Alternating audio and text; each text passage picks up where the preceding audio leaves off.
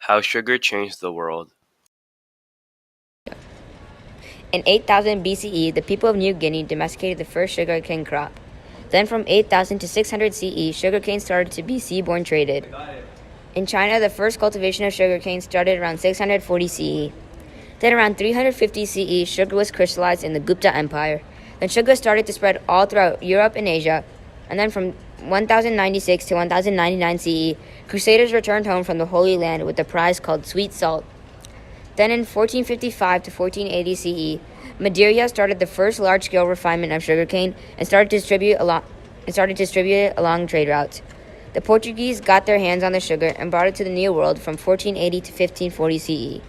The production of sugar became so popular, human labor was starting to become scarce, and they needed to import more labor, thus starting the slave trading period in 1710 to 77 CE, in which Portuguese went to Africa and took African Americans for free and forced them to work on the sugarcane fields to increase production of sugar.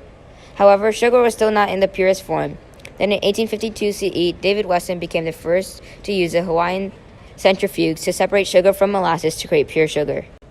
The way that sugar impacts specific civilizations over time is during Christopher Columbus's famous voyage to the New World. He saw the tropical environment of the Dominican Republic and grew sugarcane there.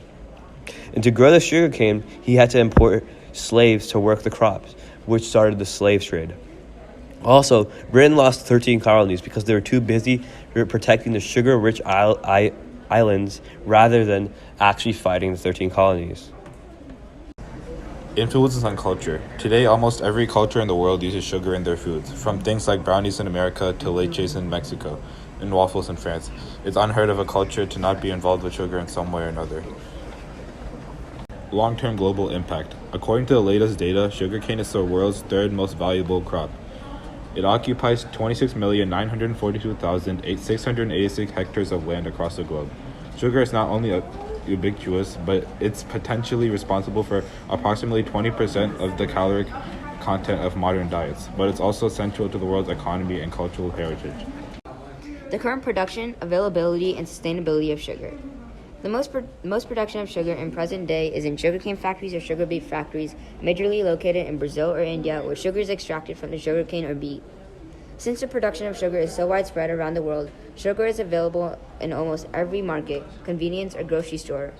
Around the world, sustainability issues within the sugar sector have driven the development of production complaint with 4 voluntary sustainability initiatives: Organic, Fair Trade, Rainforest Alliance, and Bondsguro. Working conditions among sugarcane cutters and soil and personal health were the main drivers of certification until 2011.